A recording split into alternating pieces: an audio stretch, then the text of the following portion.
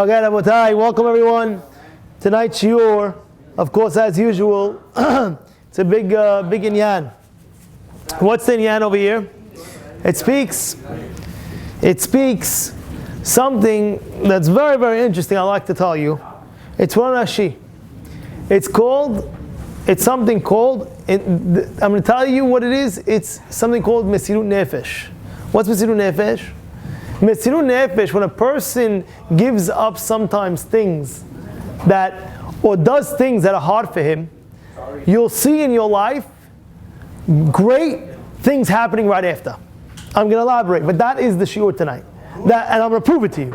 You see in your life, when you go ahead and you sacrifice or you do things in your life, Mesirut Nefesh, miracles happen right away. Just very quickly, a famous story with Remington Kanievsky, how she told a group of girls that came, what should we do? We need chizuk. She was mechazek them to be tzniut, and this is a very famous story, how they all go ahead, and they came that night, they made a bonfire, and each girl from the group, they took something that wasn't tzniut and they burnt it in a bonfire. They said, this is not tzniut, this is not proper for a Jewish girl to wear, we're throwing it out, we're burning, it's not for us. And it says at that moment, there was a bomb in one of the malls in Israel, and they looked at the time, and they found this whole car in the lot, ready to blow up the whole mall, exact same time as the bomb was we're going to blow. That was the exact same time that those ladies had that bonfire, that they said nefesh. They went out of their way and they said, you know what, if it's not proper for us to do, so even though it might be hard, we're going to still do it. And where do we see that? In this week's Parashat, where it speaks about a korban called the Minha. What's the korban Minha? Korban Minha, guys, korban Minha was flour and some oil and some incense spice, some spice. It says like this. And I'll read you the pasuk. V'nefesh ki takriv korban mincha laHashem. What does it mean, nefesh? What's this nefesh it's saying over here? You don't have that, by the way, in any korbanot. How do I know that? Rashi says.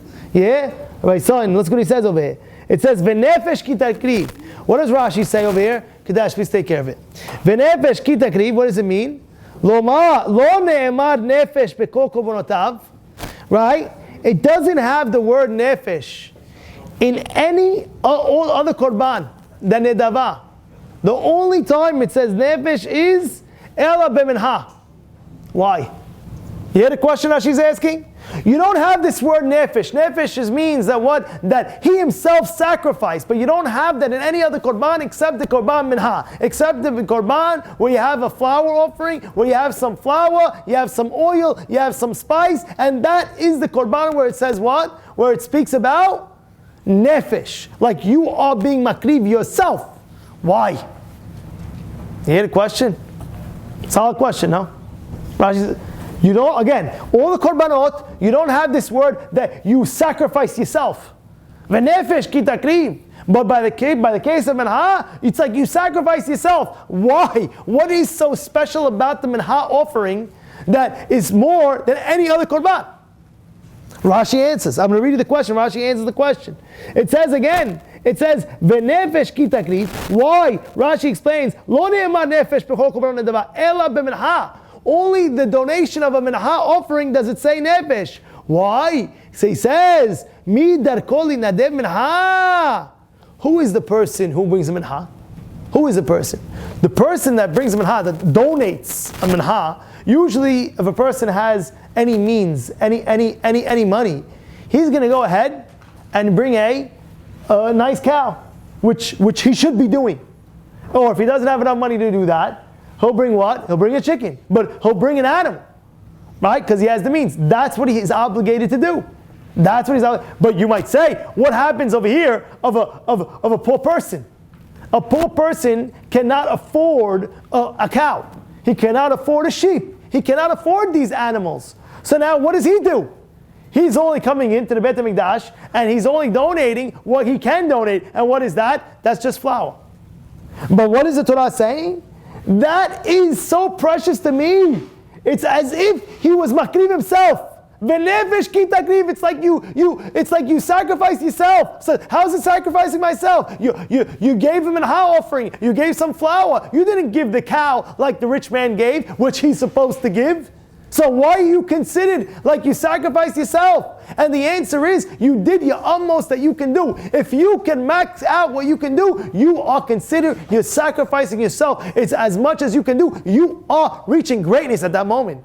You know, a lot of times in life, people compare themselves to people, which sometimes, you should elevate yourself and try to be like the greatest as you can be. But also be, at the same time, feel accomplished what you can accomplish. Do whatever you can do as well. You know, I told you this one time. There was one time a fellow that was growing, and he went to his friend and he said, "Look how much I'm growing," and that. He says, you know how to read this, you know how to learn this. Let me ask you a question. And he said, "You're right." And he came over to me and he said, "Rabbi, he's right." I was like, no, you're not understanding. Right now you're fulfilling your potential. You're doing as much as you can do. Be proud of that. Be grateful for that, because that's what Hashem wants right now from you. Yeah, eventually you'll grow into more things and better things. But right now, at your level, at your stage in your life, in your age right now, this is the greatest thing that you can do. How great is it where you have a lady that she's growing in seniut, and this happens. How all of a sudden she says, she has pants, and all of a sudden she turned it into skirts. That's one of the greatest Mesirut Nefesh. She says, you know what? I'm not doing.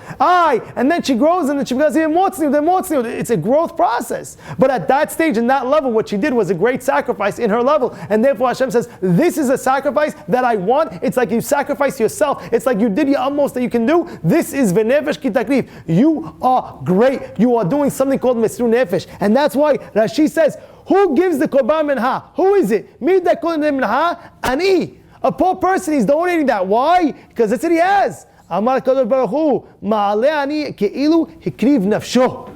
That's why it says v'nefesh k'tayriv. It's trying to show that, listen, don't be fooled, and don't think that this poor person that can't afford to get a bigger korban, don't think that he's any less significant than the man that has the means to buy a korban of the biggest cow. No.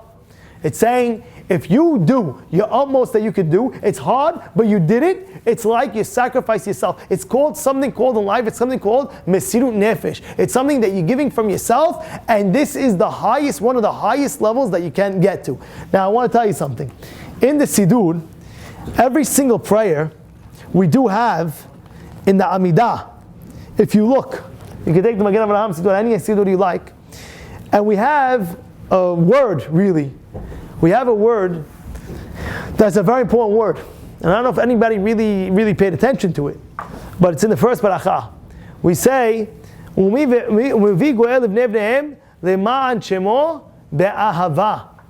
be'ahava?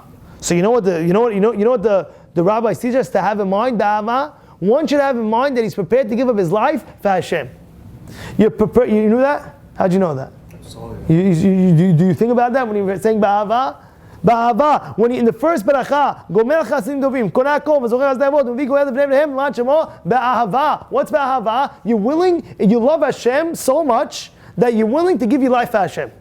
But not only life, it's you're being Mesirut Nefesh, you in your lifetime, no matter what Hashem wants from me, no matter what temptation I have, no matter what a hardship is going through, no matter what, I love Hashem so much that I will overcome it, and I will do that. And then what happens right after that? We start asking from Hashem things. Because after Mesirut Nefesh that you have, then rest assured, things just keep on pouring on you. And I'm going to prove it to you. I'm going to prove a few examples. I'm going to prove it to you. But what does it say? Ba'ahava. You're ready. You're about to ask Hashem for things. Now, how are you going to ask Hashem for things? What school do you have to ask Hashem? Ba'ahava. You think in your mind, Hashem, I'm willing to give everything for you. I am, deep down, whatever you want, I'm willing to do everything for you. Even to give my own life, I'm willing to. Ba'ahava. That's how much love I have for you. Then you can start asking Hashem, because you're ready in your mind. You're already saying to yourself, I'm ready to do Mesirut Nefesh. Now, Hashem says, okay, let me open up all the pipes of the beracha to you. And I'm going to prove it. I'm going to prove it a few ways. When Moshe Rabbeinu was going to get the Torah, the Midrash in Tehillim says a very interesting Midrash. It says the angels, everybody knows, the Gemara says the angels wanted to stop him. The angels said, no, why should we give the Torah to humans? Why should we give the Torah to humans? and it says that they showed the face of Abraham Avinu. And there's a very big explanation. And they say, oh yeah, okay, fine. Then he can give the Torah to humans. This is what happened. What just changed with the angels? Think about it again. Angels go ahead. They see what's going on. Wow, we're getting the Torah. Wow, what's going on? Moshe is coming up. Sorry, they don't belong to humans. Nope. Hashem shows the angels the face of Abraham Avinu. Oh, he saw the face of Abraham Avinu. Wow. Then he says, wow. Then he says, if that's the case, okay. The angels say, fine, you can give the Torah. What connection does that have? What connection? Hey, Abraham, you hear the question. So I'll tell you the answer. The answer is, part of accepting the Torah is something called, like we just said, Mr. Nefesh. You got to, in life, sacrifice. Great things come with sacrifice.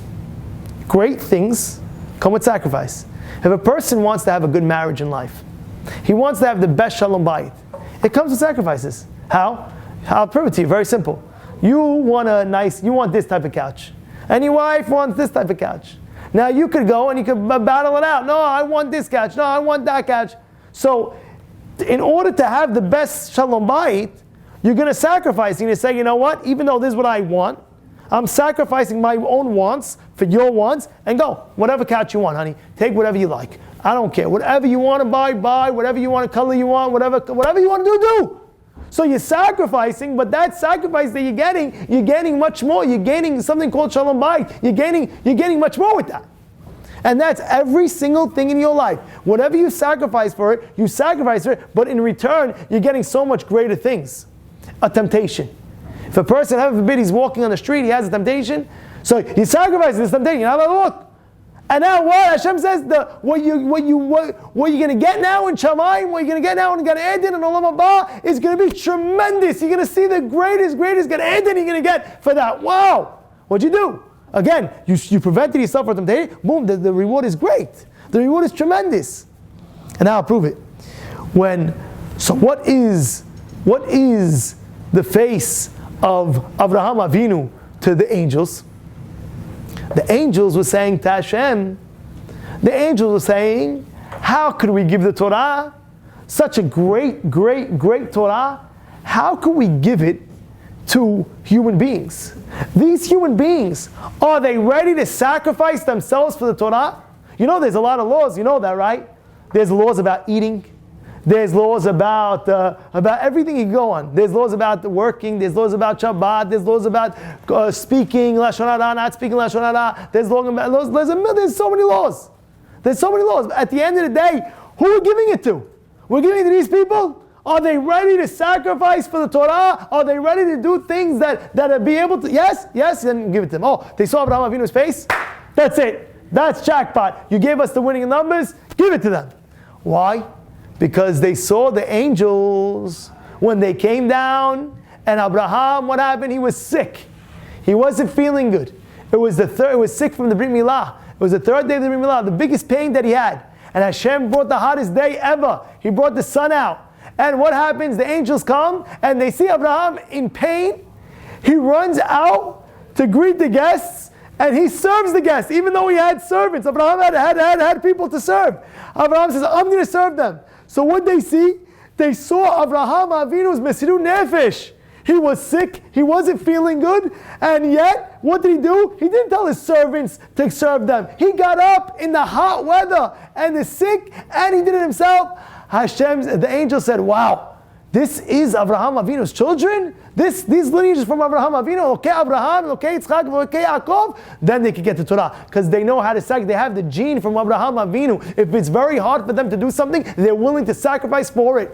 You know, sometimes it's not so easy to wake up in the morning to go shaharit.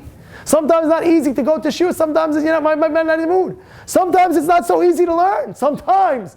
So therefore, the Mesirut Nefesh has to come out and says, wait, I'm from Abraham Avinu. I got the Torah because the angels saw Abraham Avinu and they saw that we have this quality in us called Mesirut Nefesh. If that's the case, I can do it.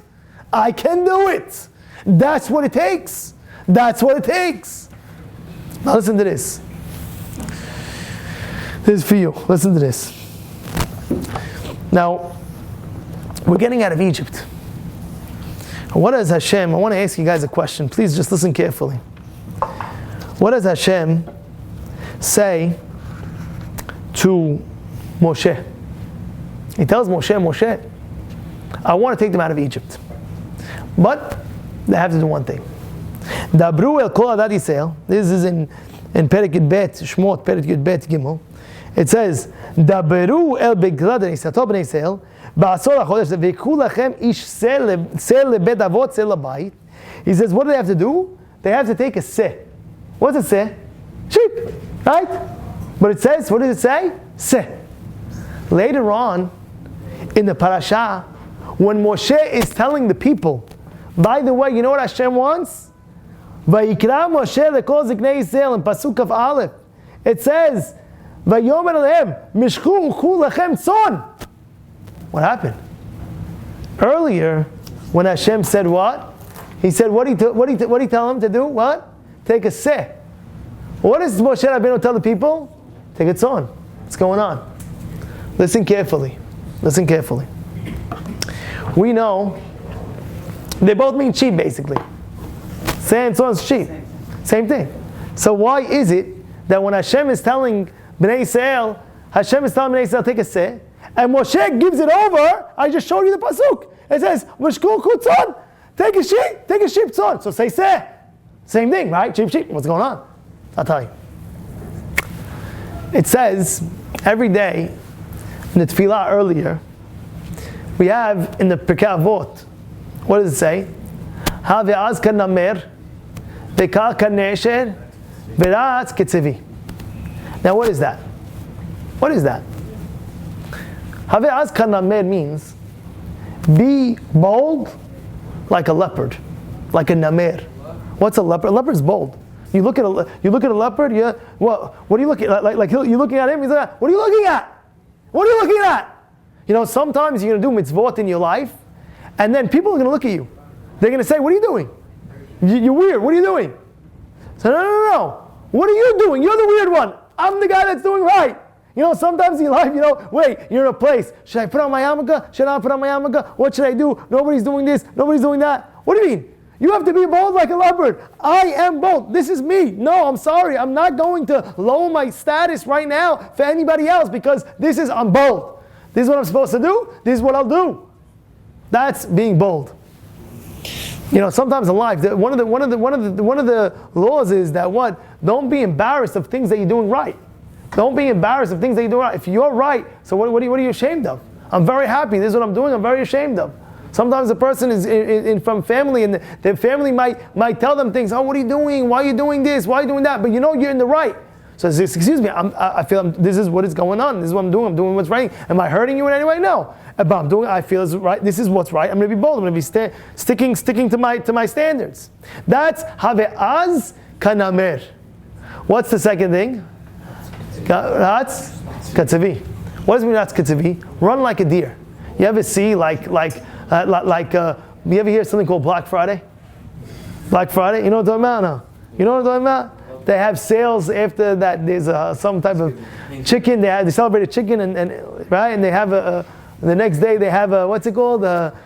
Sales, big sales. They call it Black Friday, right? Right? So what happens at Black Friday?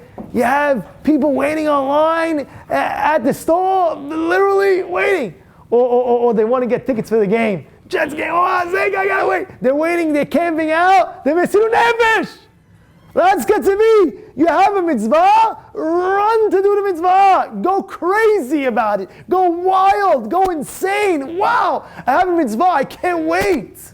You know, the tzaddikim, they were so excited eating the matzah the night of. They what are you so excited about? Yes, the gadol. Yes, the rabbi. Rabbi, what are you so excited about? What do you mean? Tonight we get to eat the matzah. Okay, you have 8 days, rabbi, 7 days. You eat the matzah. What do you say? No, I can't wait. It's so happy. You have tzaddikim, they were waiting for Shabbat. You have tzaddikim, they were waiting for all these mitzvot. So that's what? That's ketzevi. What's the last one? Gibor Ka'ari. Be strong. Ezu Gibor. Who's a strong guy? HaKovesh et Yisro. You know, sometimes you have a big guy, Jahish, muscles and this and that. But he's really a weakling. Because if you deflate him a little bit, if you bust his ego a little bit, if you step on the wrong toe a little bit, forget about it. The guy goes wild. You could have a scrawny guy, tiny guy, short, very, very skinny. But he's strong. You know why? Because nothing stands in his way. He's so strong that no, you can't deflate his, even if you deflate his ego, he's still strong inside. That's what? Gibor Ke'ari. So what do you have? The Namer. What do you have? The Namer. You have the Tzvi, and you have the Ari. Good? Good. So now let's go answer the question. The question was, Hashem tells Moshe, tell them to take the Seh. They want to go out? What does Moshe say? Wait. Why do you want them to take the sheep? Because what? Moshe says, wait, why? Because that was the God of the Egyptians. That was the God of the Egyptians. So now what happens? Moshe says, wait, so you want them to do Mesirut Nefesh. You want them to sacrifice something to go against their mindset of saying, wait, we're going to take this sheep and we're going to hold it for a few days and we're going to wait, and when the Egyptians come, says, what are you doing with that? Oh, we're going to slaughter it. You're going to slaughter our God? Because who was the God in Egypt? It was the sheep.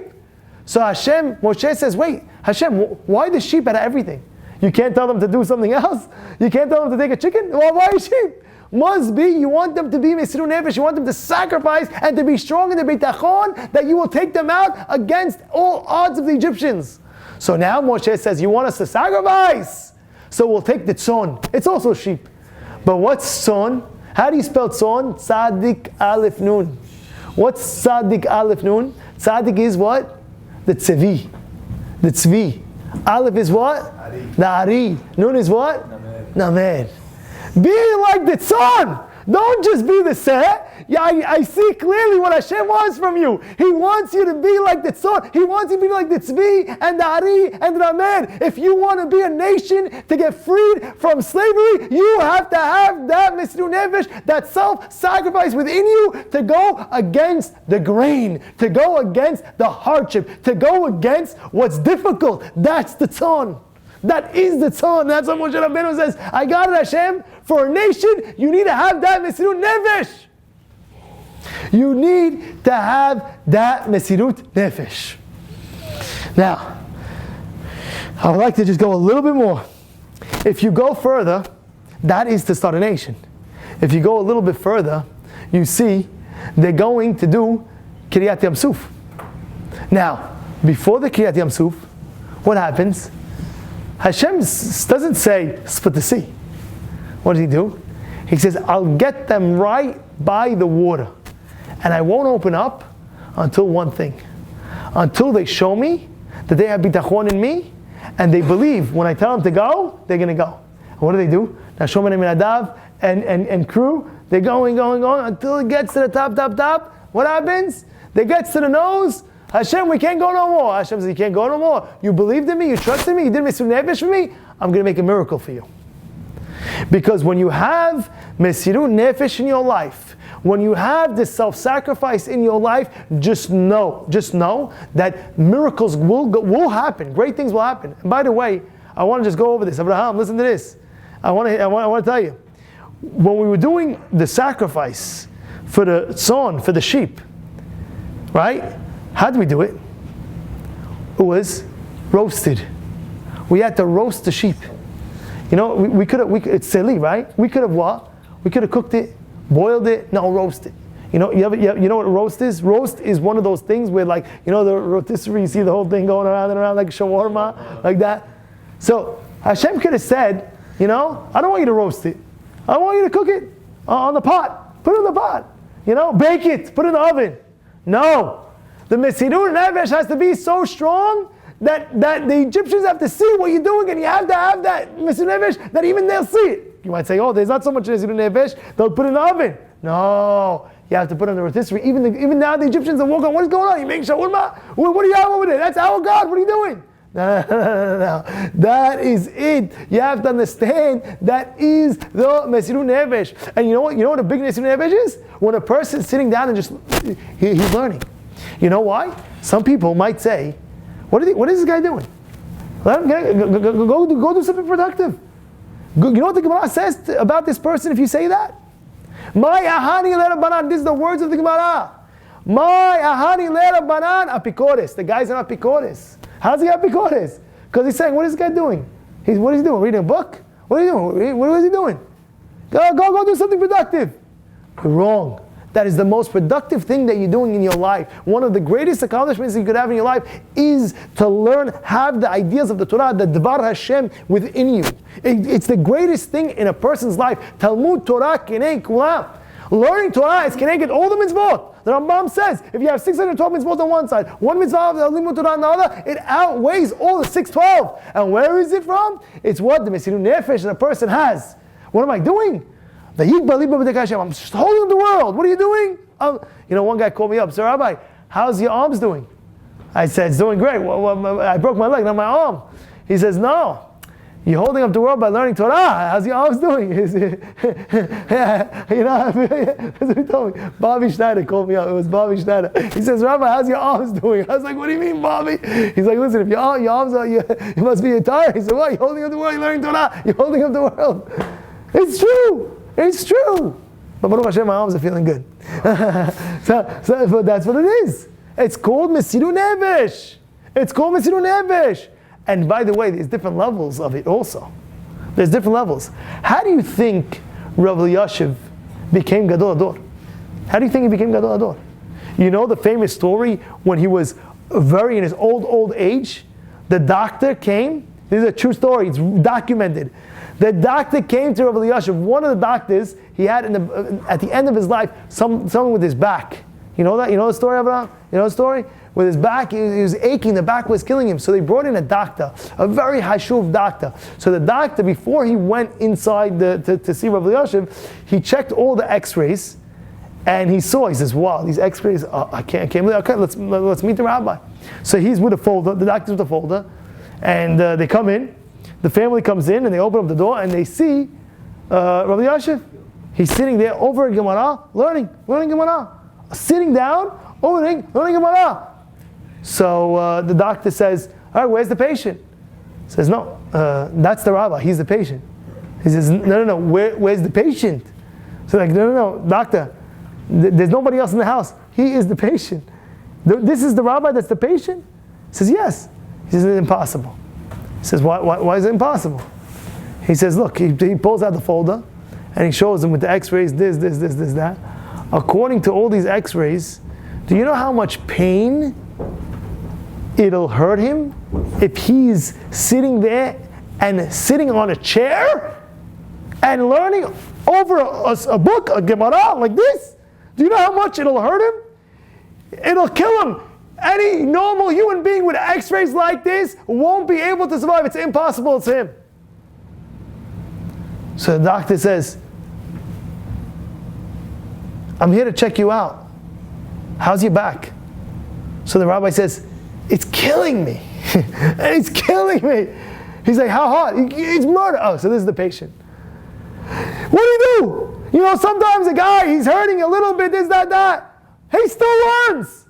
I'm not in the mood. You still learn. What are you doing in here? What are you doing? The guy's out of yeshiva. What are you doing out of yeshiva? What are you having yeshiva? Oh, my stomach. I have a little stomach ache. Who cares? Stomach? What's a stomach? Go sit and steig. No, you don't know. You know what it is, that. Stomach. What kind of business is that? What kind of excuse is that? No, I have this. What happened? Oh, the guy's a little bit of a headache. The guy a little bit of headache. And the guy, ice man. She has to get this, do that. He said, open up the Gemara again. Look. It's something called Mesirut Nefesh, self-sacrifice. You know, when I broke my leg, my right leg. I called my Rabbi Bender. And I said I wasn't going to shul that week because this, that. He says, what do you mean? When are you not going? I'm not joking. You can call him up. You can ask him. He says, what do you mean you're not going? So what you broke leg? Find a way, get the shul, let's go.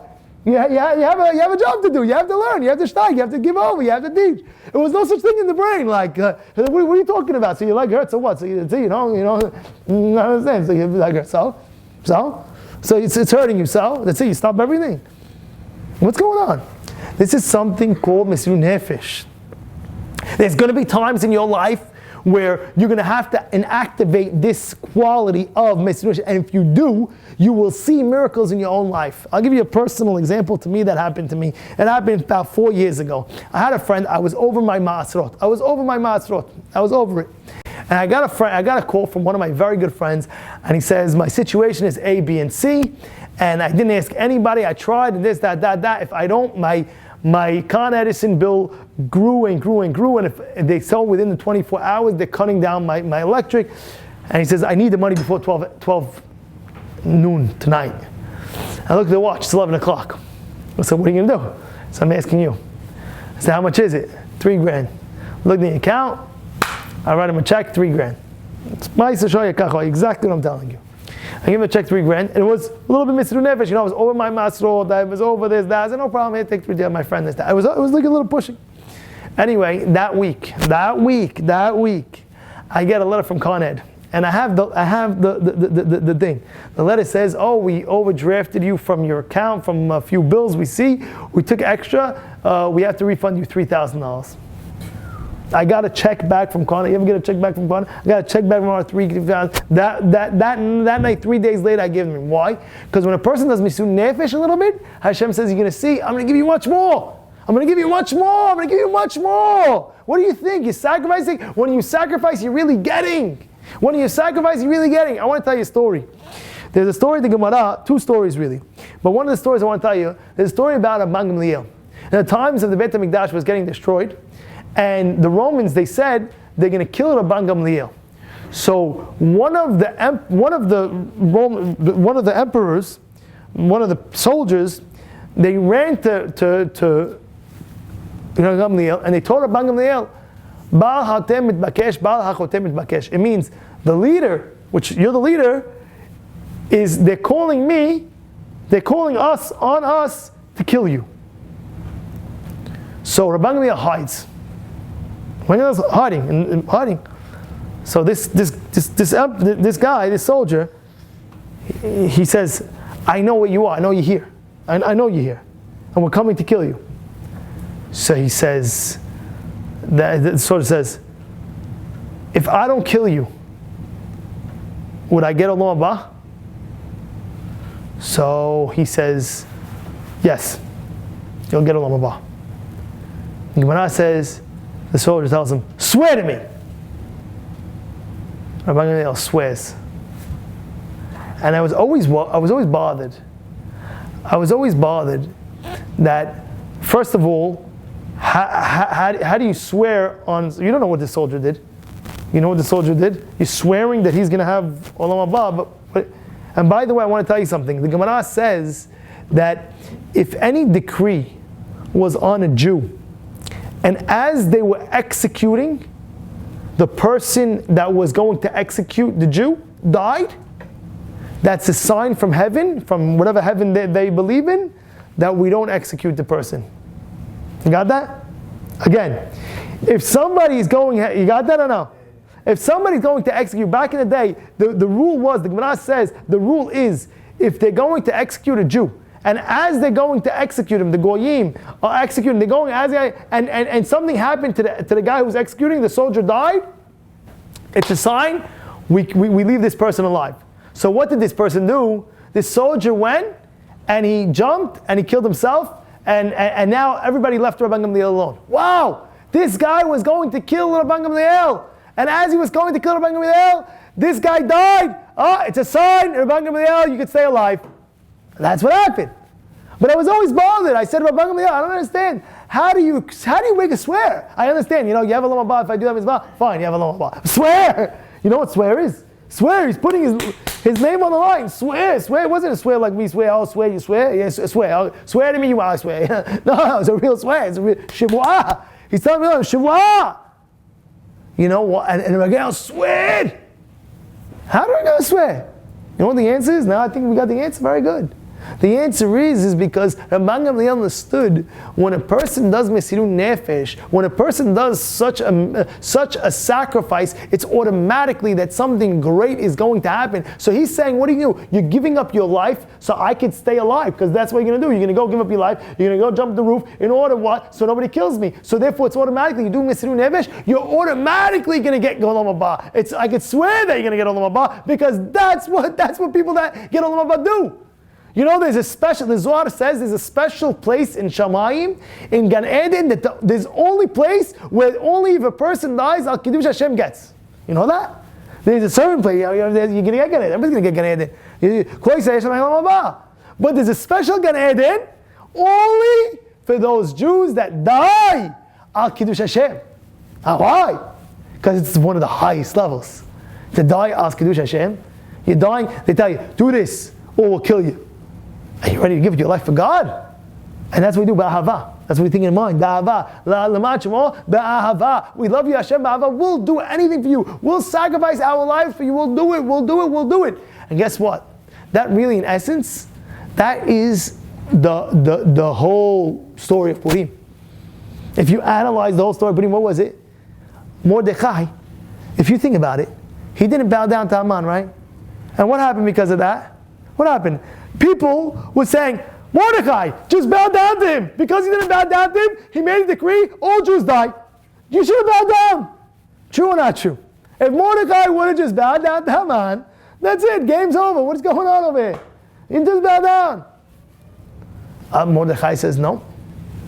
If it's not right, it's not right. I'll be Moseh Nefesh. And when you Moseh Nefesh, you know what happens? Hashem says, I'm going to save you miraculously.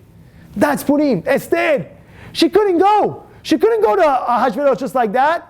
Mordecai says, just go, because if not, somebody else is going to do it. She was Moseh Nefesh. Hashem says, I'm going to send you a miracle. And when she actually gets to Ahashverosh, what happens? The Sharbit. It says, the Gemara says, his how do you say, his dagger, his scepter stretched, where she was able to hold it, and that was let Esther in. It was Mesirut Nefesh Esther had, because she did Mesirut Nefesh. Hashem says, you do it, I'm going to make sure that miracles will happen to you, and you'll get your life saved.